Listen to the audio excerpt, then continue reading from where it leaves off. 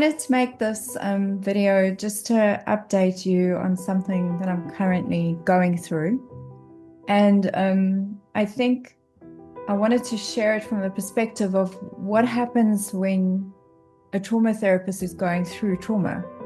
What techniques and things do I actually use when I'm going through something current at the moment?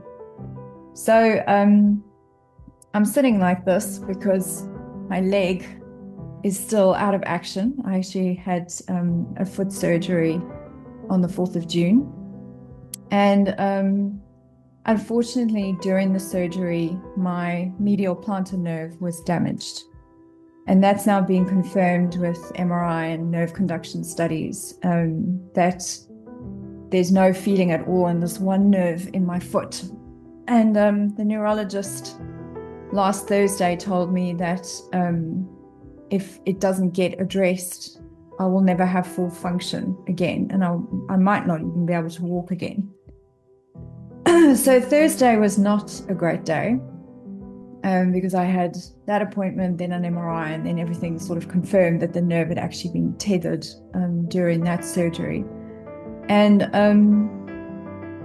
I think the first step that I would say in going through something traumatic is to meet that space of vulnerability and grief of the future that you're potentially now living into and the change that you're facing and, all that kind of stuff. I met it with authenticity.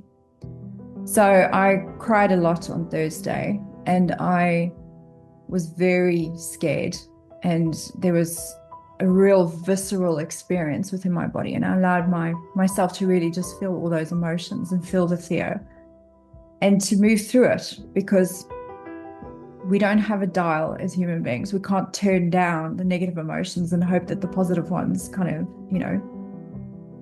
get sorted out. You have to kind of meet that with a gentleness, and that's definitely what I did on Thursday. And then as I was slowly on Friday, something else started to kind of kick in, and you have to allow that process to kind of take hold when it does. But there's sort of a choice point that happens when you're dealing with trauma. Is this trauma going to define me now? Is this now my life? And am I now a victim of something that has happened to me? And sometimes things that happen to us don't happen to us, they happen for us. And I could feel there was like this lesson to be learned through this process. And the biggest lesson for me as a person in general is to slow down. Because I'm incredibly industrious and over-focused, and I'm constantly producing a lot of things. So I was like, okay, this is a lesson in slowing down and actually taking time and being present and kind of meeting this space. So that was the first piece. Then this choice point. The choice point that kicks in at this point is a choice point of, tough things don't last, but tough people do. And I'm not going to allow this to now ruin my life.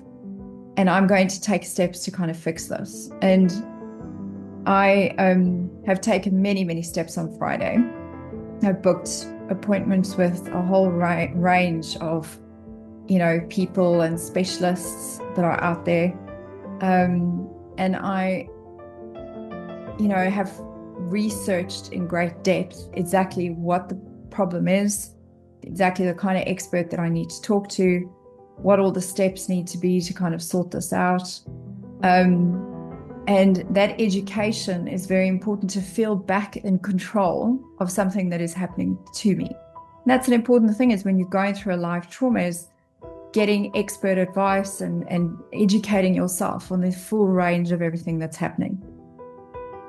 The next piece that is key is to ground and settle yourself with some key components. So nutrition, exercise, like understanding how the body works and getting that I need my body to be in the lowest inflammatory condition that it can be in. So I have to prioritize good nutrition. I have to prioritize, keeping myself active.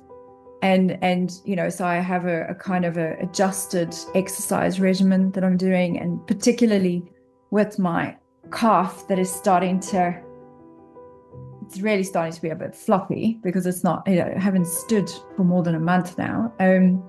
What exercises I can do to, strengthen that, and kind of researching that and figuring that out and starting to implement it. Taking care of myself and keeping my autonomic nervous system in a real calm place.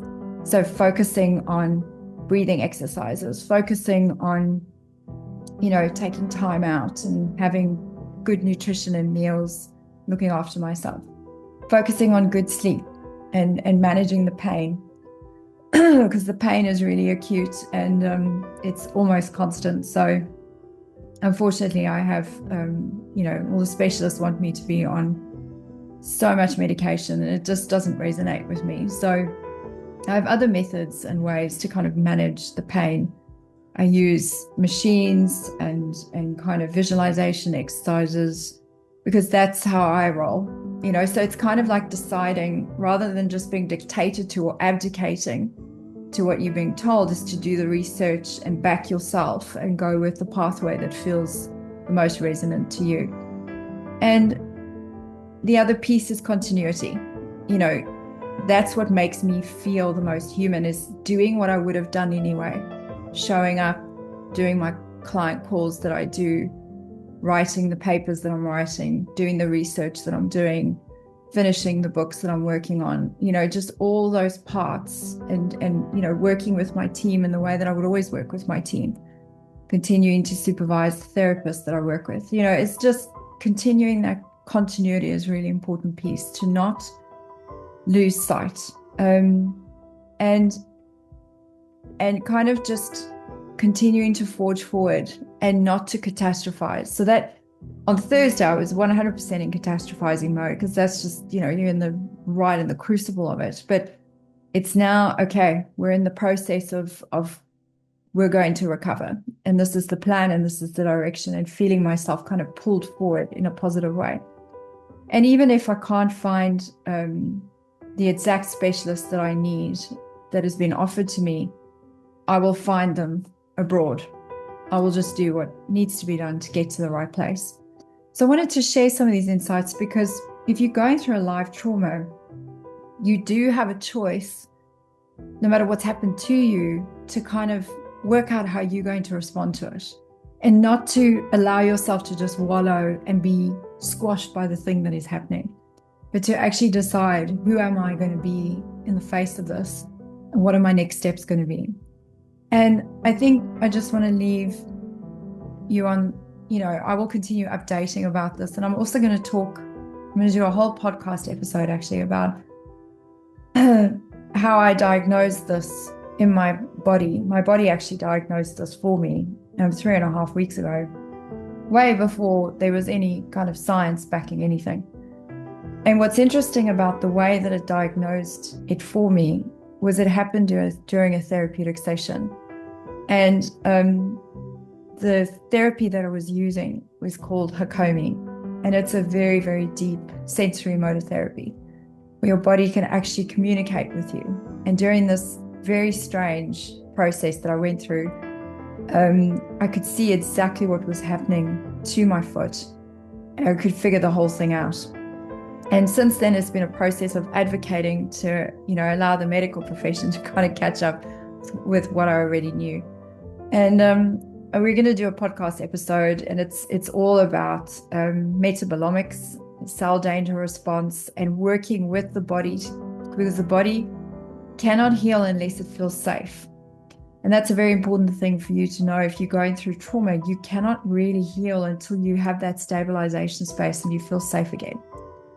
So I'm going to keep you posted. In the next week, I should know which surgeon is going to fix what's happened. It's kind of like feeling a bit like a Game of Thrones thing at the moment, but and just keeping that kind of positive mindset and moving forward. And I'll keep you posted. All right, take care. Bye.